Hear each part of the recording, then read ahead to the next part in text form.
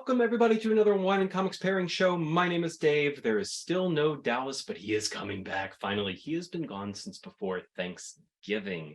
It is February. It is the middle of February, but he's coming back this weekend. He will be back for an episode that we will be posting on February 25th for the wine holiday Open That Bottle, which is a holiday all about opening a bottle that you've been sitting on for a long time. So we're going to pick some special bottles to open then. And we're going to, of course, turn it into an Open That Bottle Read That Comic Day, February 25th, where we are also going to read a comic that we have been sitting on for a long time. So we're going to get around to a comic that we wanted to read for a long time, drink a wine that we wanted to drink for a long time. They might pair together. We're going to theoretically do that, but we're going to open and talk the bottle for the first time during the episode, and we're going to see how it pairs. So this will be interesting because it'll be a little different than our standard episode, and it'll be Dave and Dallas again for the first time since November. So I'm excited about that. But for today, this is a solo episode, and I have a special book I want to talk about today. Dun, dun, dun. And this is Jonathan Thompson and Attila Schwanz's Night of the Comet, aka The Killer. It says Night of the Comet on the spine here. I think I turn it this way to see it that way, or aka as it is on Kickstarter right now, as of today, as I'm filming this. By the time I'm posting this, it'll be a couple days into the Kickstarter. Night of the Killer. So The Killer, which became Night of the Comet, which now has become Night of the Killer. A little indecisive there, Jonathan. It's a book title, not an SEO keyword. Although these days, is there really any difference? This book is one of my favorites right now. It has a long and storied history, though, of getting to us. I believe it had a Kickstarter way back in the day that failed, and then they tried it again and it succeeded. But it was in this. This is actually kind of it's larger than manga, but it's kind of digest American size, or pretty close. It's a slightly undersized hardcover of the book, which is not ideal. And I'm going to get to the art here in a minute, but the art is gorgeous. The lettering is pitch perfect for it, but it's also kind of small. And in this digest size, it's not the most ideal way to read it. So this book actually was picked up by Source Point Press, was meant to debut a few weeks back, and they broke it to the writer, Jonathan Thompson, that they canceled it and they weren't going to publish it days before it was supposed to hit retail shelves. And so with that bummer of a piece of news, he quickly pivoted and he's got it back on Kickstarter to do an oversized, like European sized hardcover of this. And that is going to be I'm getting 2 copies. So I've already pledged for them. So I want you all to check this book out because this is something I want to share. This is a story that is all about, one thing I want to point out is the artwork by Attila Schwanz in this thing. I mean, it is next level. It is unlike anything. I mean, I shouldn't say it's unlike anything I've ever seen. It's actually probably, if I was going to describe it, it's a little bit like a couple of things I've seen before. It is somewhere between that, if I'm even pronouncing this guy's name right, he's a classic, but Bill Sienkiewicz. I know you know who I'm talking about, but that old school New Mutants, early New Mutants books. He was also, what else was he really well known for? I think I just know him from the New Mutant stuff, but those are legendary.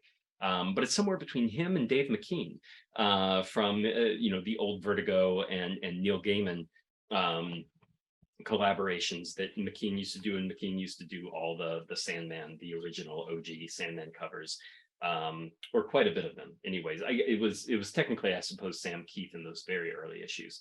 But yet Attila Schwanz's art is somewhere between the two. There is even, this doesn't give anything away, though we finally have this gorgeous visual of the comet itself at the very end. And you can see when you get a close-up of this art that it is, I mean, it's plainly, this was an actual painting that he made, or it sure looks like it. And Attila, my man, is it for sale? Is that a real painting? Are you selling the original piece of art? Because I'm interested, let me tell you. Anywho, the story of this book This right here on the cover is the killer. And he's been hired by someone to go after this aging samurai. This samurai who lives in an observatory with a telescope that watches this comet, which is coming back 40 years later. And the samurai has a bit of and you can see right here, here's the killer and here's the samurai. So this book is basically a duel between the two of them. It is essentially the essence of the book is just this one night, this one duel between them, which has apparently been a long time coming and has to do a little bit with this samurai has history with this comet from 40 years ago when something very tragic occurred. And then now 40 years later, it's time to meet his destiny.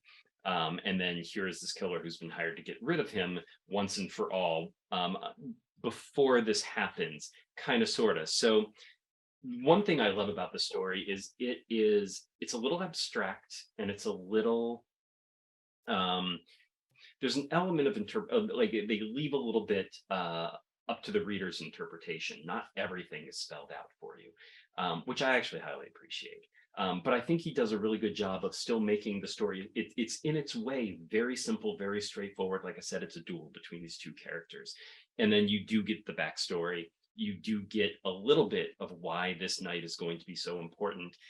And the ending is visually and thematically just chef's kiss. There are certain things left open to interpretation that is going to be every reader's decision as to what exactly it means and how the backstory and how the story ends, how that all connects together.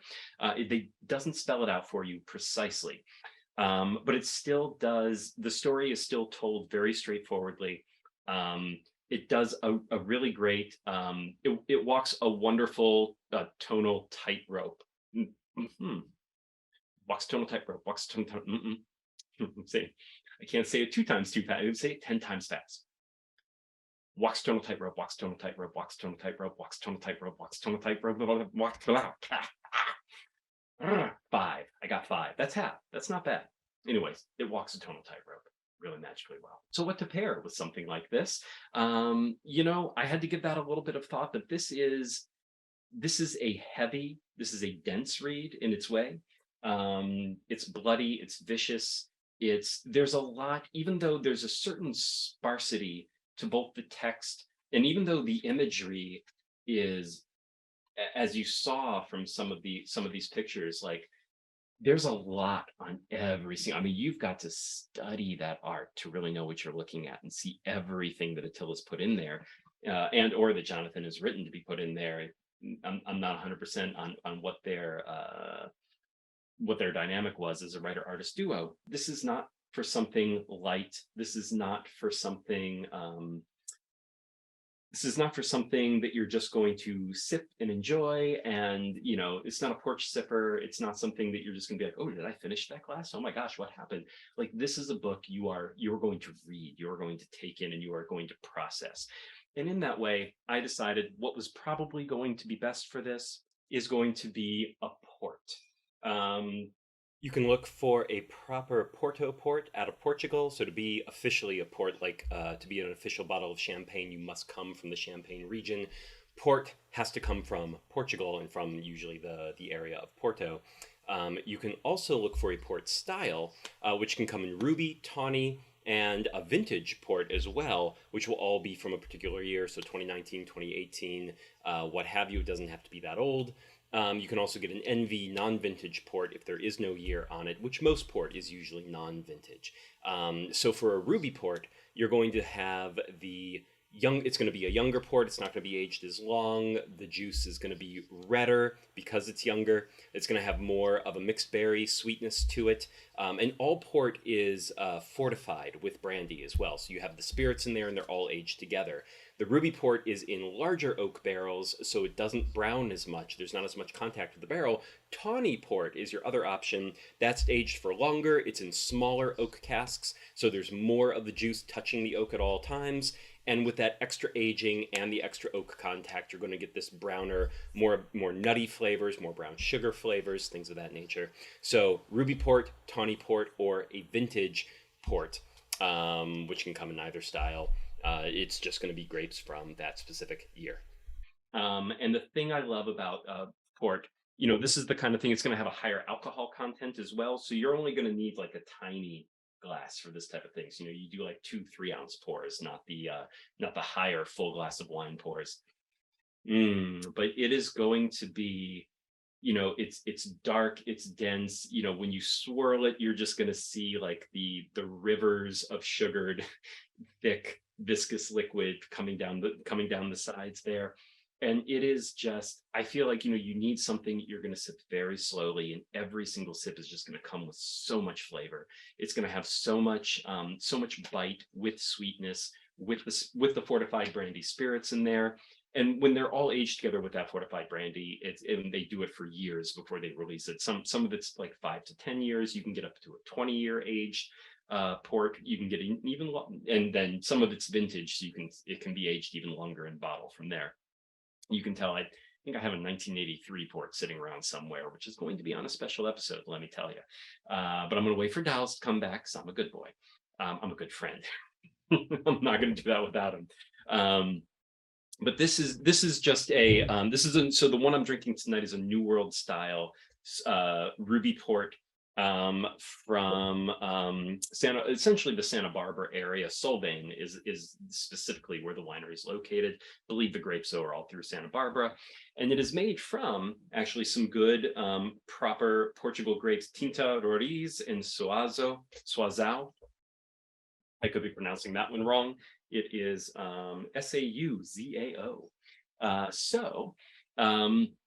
This for me fit this. I was sipping some port during the second half of the graphic novel. I read the first half in one night, and then had to think about, like, well, okay, now that I have a feel for this book and what it is, and how it makes me feel, and how my connection to it, what do I want to drink with that? What's really going to match that whole sensibility, which is, in large part, we will have a post, a video and or a Substack post one of these days, where we're really going to break down our theory behind pairings and how you can pair wine with something like comics and vice versa. But for today, we're not going to go too deep into that, but just to say that, the other thing, obviously, this is a book that has a samurai. And I would say sake. Look into that. I would go for a Nagori sake, something that's the cloudy one that actually is unfiltered, so it still has all the sediment in there. And you swirl it and then pour it, and then swirl it in the glass, so the sediment is in every single sip. So something that's got some grit, something that's got a lot more, packs a bit more punch in the flavor department on the sake. You don't want that ice crystal clear liquid of that perfectly clean sake. You're going to want the grittiness of the Nagori style. And if you can do that, and then sake as well has that higher alcohol content, which, there's something about this book. It's a bit of a fever dream. It's a bit of a nightmare as well. I mean, an absolute nightmare in its way. A bit of a, what do they call those things when you're half awake? A night terror. It's a bit of a night terror, bit of a fever dream. There definitely is this very surrealist element to it, but this book, I cannot wait for the oversized hardcover, because this one, I'm not gonna lie, I had to download a magnifying glass app on my phone and hold it up to the pages to read the tiny text on this digest size. So this was definitely, for how the lettering and the art and everything, for how much they jam onto every page, you need the oversized version. The Kickstarter, it just went live today on the 14th of February as I'm recording this. The oversized is limited to only 100 copies. So if you're interested and you think this looks good, get out there, go to the Kickstarter. We'll have a link down below. I will also have a Substack post to go a little more into depth on that. But this is, once again, another Wine and Comics pairing show. My name is Dave. Dallas is coming back. He will be in the next one that will be posted on February 25th for Open That Bottle, Read That Comic Day. I am really looking forward to that. I've already got my comic picked out. Now I got to pick what bottle I think is going to pair with it and have that opened up. But it's a comic from a Kickstarter that I backed years ago, and I just never got around to reading. But it's actually coming out to the direct market for the first time. Pre-orders are happening right now, so we will talk all about that on the 25th.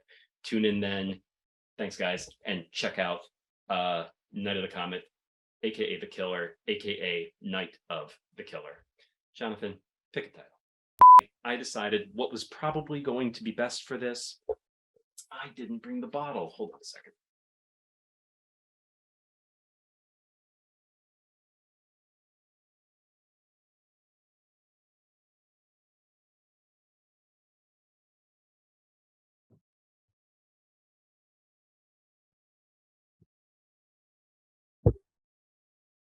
I'm back. That didn't happen.